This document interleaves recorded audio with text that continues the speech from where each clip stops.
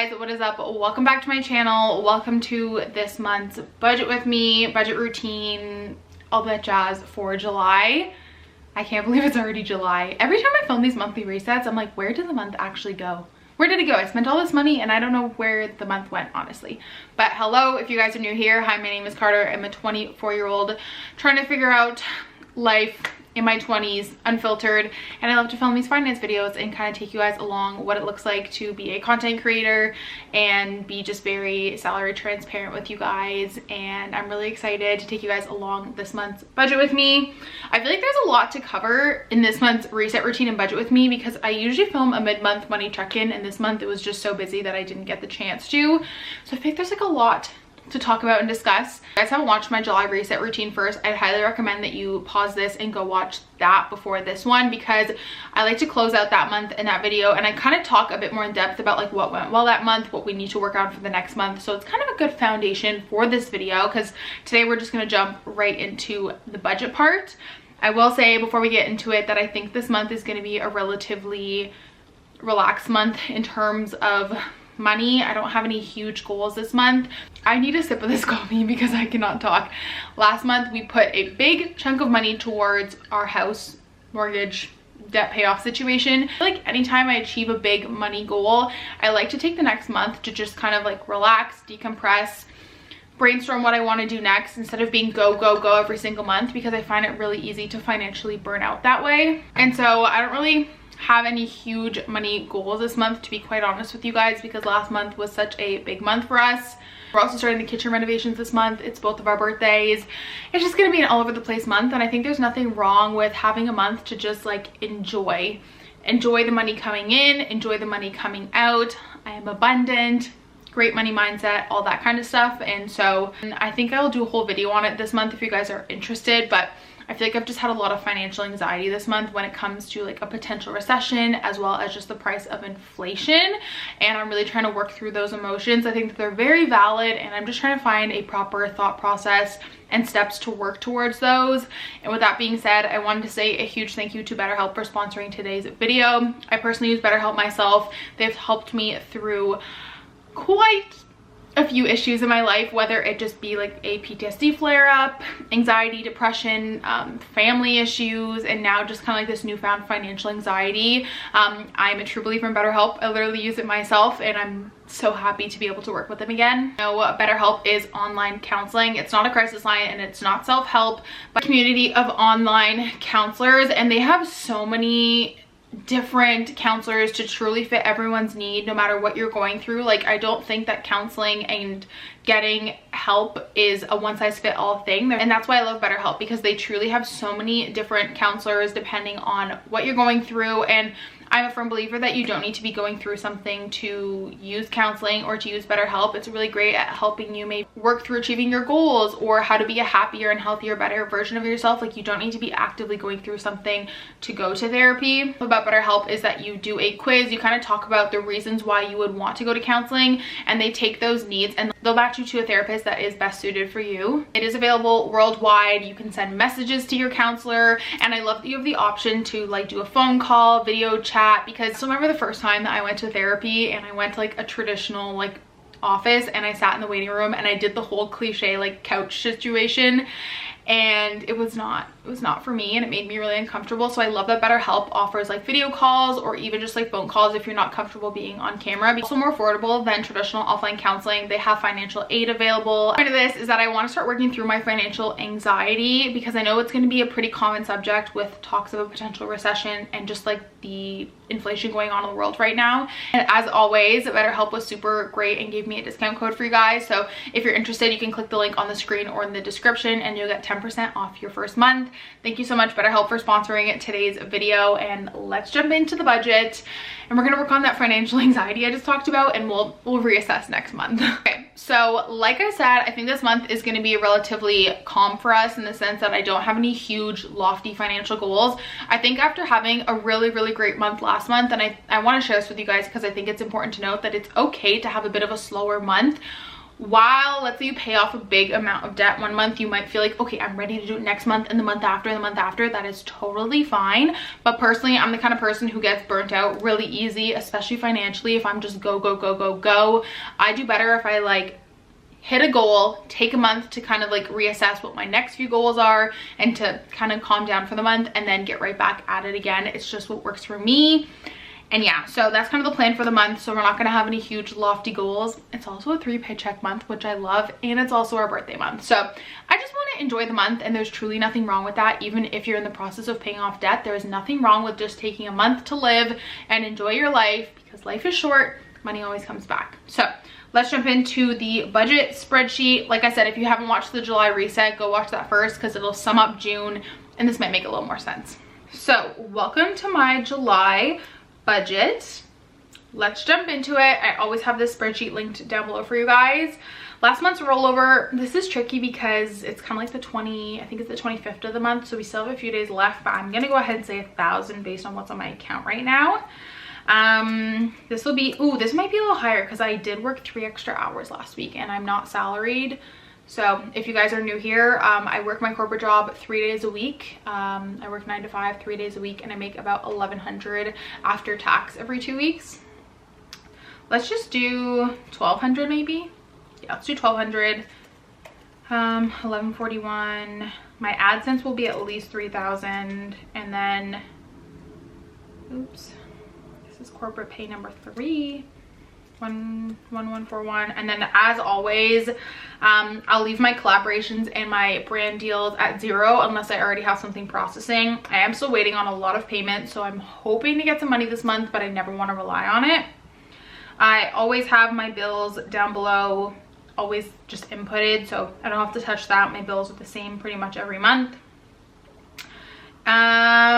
Expenses. So groceries, I'm putting 300 because our eating out budget is going to be a lot more. I'm going to put $300 for eating out, which is so much money. It's usually around 100 because Matt and I take turns paying, but I feel like we're going to have to feed everyone that helps us as like a way to say thank you. And then it's also our birthday months, both of us. So 300 is good.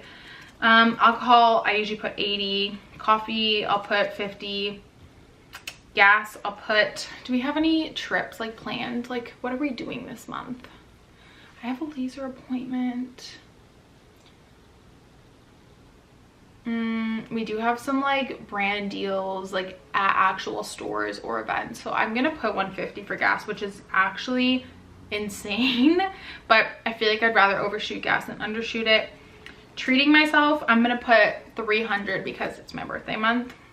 Treating others, I'll put 100 because it's Matt's birthday. I have gotten most of his birthday presents already, but I like to always overshoot. Treating Stella, I'll put 50 because maybe we have to get her food. Self-care, I'll definitely get my nails done, and then I have a laser appointment this month, so probably my laser's 100, my nails are like 50 because I get a discount, so we'll do 160.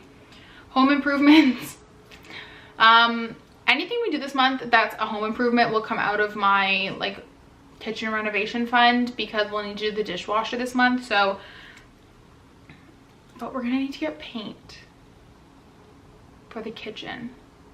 No, maybe not. This is like, honestly, I always keep this part rolling in the budget with me because this is truly how I think things out. Like I think out loud. I have money in the home renovation fund, and that will be for like the dishwasher, and I don't know how much is in there though. I'm gonna put $200 for paint and stuff. Oh my god, that's so much money. It's fine. It's fine. It's a 3 paycheck month. It's fine. Books. I'm going to try my hardest to not physically pay for any books this month. I have an Indigo gift card, but then the issue is I like to thrift more than going to the bookstore now. I'm going to say no because I have to treat myself. I'm going to put 0, and if I really want to treat myself to some books this month for my birthday, I'll just use it out of my treat myself account. Okay, so now we're working with $4,000 left, which is pretty good. I always put $100 at least into my TFSA, which is like my high yield savings account. And I always buy a $100 gift card for Disney. And now we're working with $3,800. So I am going to take a break from the debt payoff this month and then get back into it next month, just because I really want to have so much wiggle room just with like the renovations and everything going on. So I think my plan, I mean, okay, I say that I'm not going to put any money towards debt this month, but this is the tricky thing. Like if I just get AdSense this month, I won't. But if I do get some brand partnership money and I have more income, then I will. But I'm taking a break as well. So I'm going to throw $1,000 into my emergency fund this month. And what else? I should have thought this through. Like, am I getting myself anything for my birthday? I don't really think so.